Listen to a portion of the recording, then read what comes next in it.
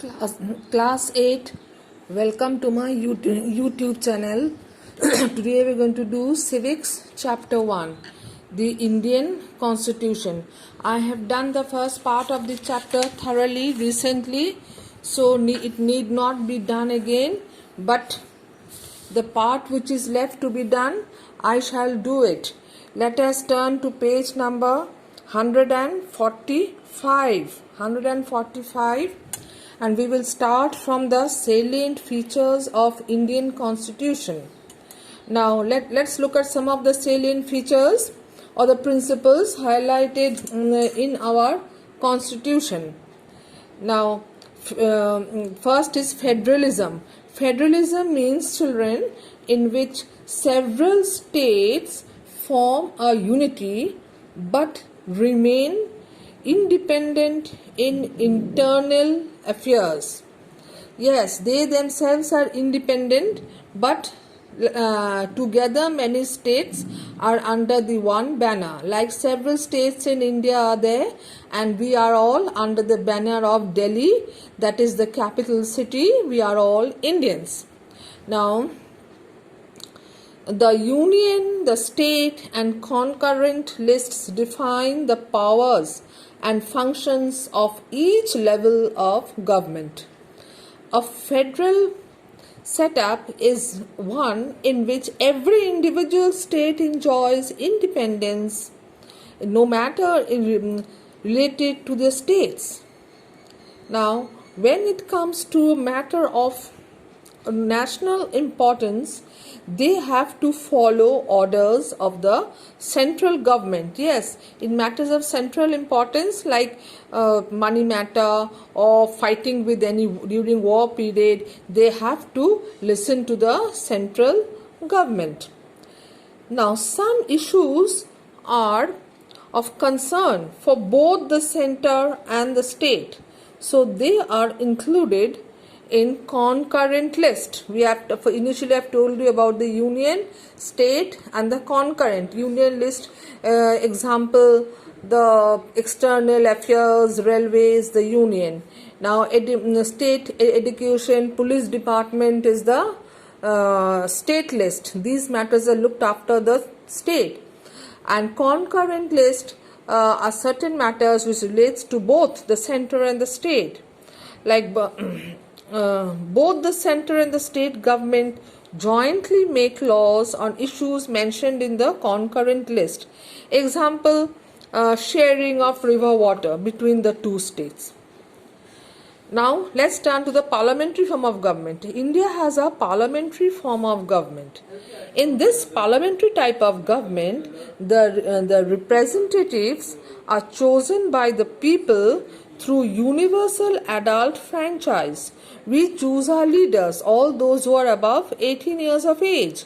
The Indian Constitution guarantees a universal adult franchise to all citizens who are 18 years of age or above. This gives political equality to all sections of society. The framers or the makers felt that by promoting political equality, the society would become free from control of class, caste, and gender hierarchies. Now, next feature is the separation of powers. These are all the features of the Constitution. The Constitution defines the power of the three organs of the state, that is the legislature, the executive, and the judiciary. Next page, children, page 146. Page 146, yeah. Now, the legislature makes laws on behalf of the people. The executive implements those laws and regulations. And lastly, the judiciary protects the interests of the people and is the guardian of the Constitution. Now, each of these organs, that is legislature, executive, and judiciary, each of them checks on the other and creates a balance of power between them. So, this ensures that none of them becomes too powerful or authoritarian. Next feature is the fundamental rights and duties, children. The Indian Constitution guarantees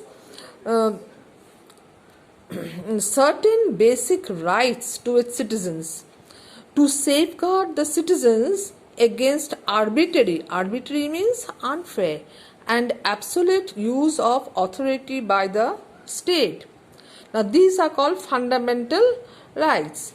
They are essential for the well-being of the citizens. Fundamental rights are very much essential for the well-being of the citizens. Fundamental rights advocate or support ideals such as equality, liberty and justice. And they are referred to as the consigns of Indian Constitution. Now there are 6 fundamental rights which are enshrined in the Constitution. Now they are right to equality. Number 1, right to equality. Now this means that that every person is equal before the law. Every person will be equally protected by the laws of the country. It also states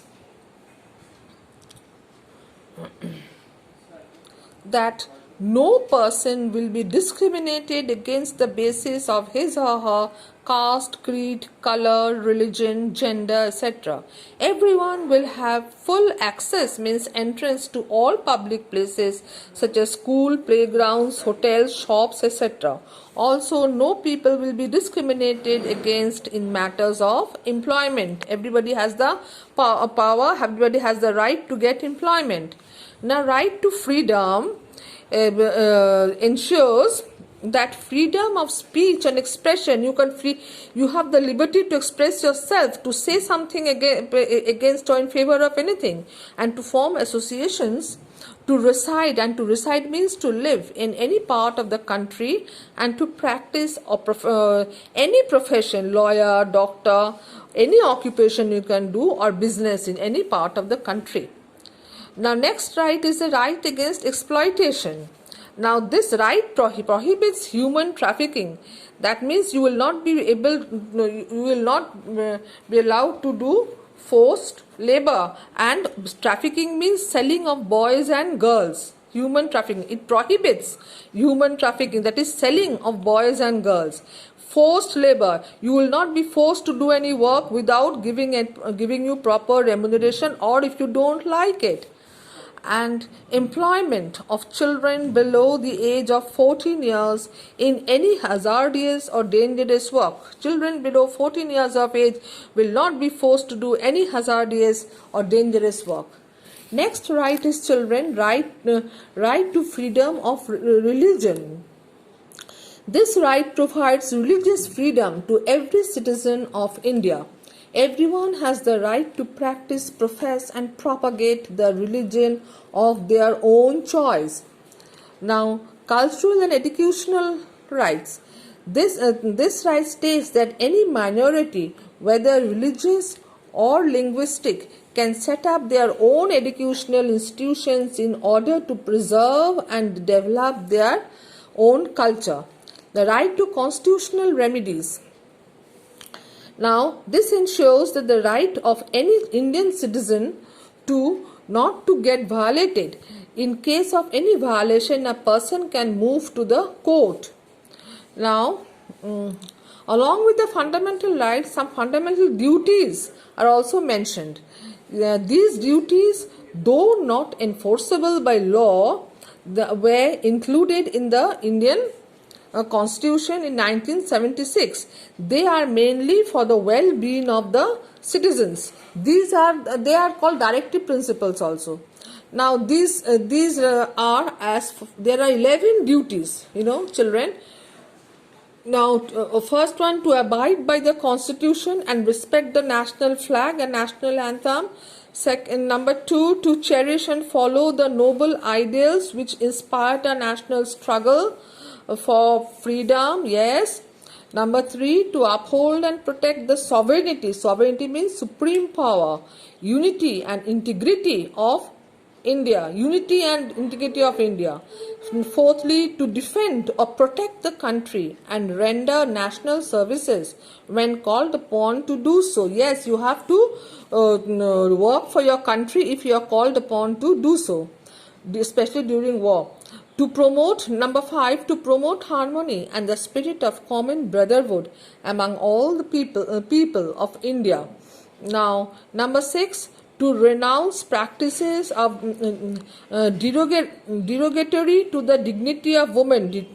Derogatory means showing a critical or disrespect for women. Disrespect for women. This should not be done. Next. To value and preserve the rich heritage of our composite culture. Next, to promote and improve the national environment, including forests, lakes, rivers, wildlife, and to have compassion means love for living creatures. Only if you learn 5 to 6, that will be enough. You don't have to learn so many. Now let's turn the page, children. Now, directive principles of state policy. These are certain principles which are for the well-being of the citizens. It has no legal sanction behind them. Like, take for instance, slaughtering of cows, then taking intoxicated drinks, or compulsory education children up to the age of 14 years. Now, if these are not done, that nobody can punish you. But these are called directive principles. These are there for the well-being, for the good of the state. Now, these are guidelines that help the government in transforming the ideals enshrined in the Constitution into laws that promote socio-economic justice, strengthen and democratic systems, safeguard our heritage, and maintain peaceful relations with our neighboring countries. Now, children, a quick revision, question answers I have sent you, and keywords must be learned. These tick mark the question answers I have sent you. This page 149 also, I have worked it for you, tick marking. Now, number 2, all of this. Number 3, 1, parliamentary form of government. Number 4, 2 years. Number 5, fraternity. Now, fill in the blanks. I hope it is clear. I have sent you fill in the blanks also. And so are true and false. Best of luck for your coming exam. Study. If you study, the paper will be very, very easy.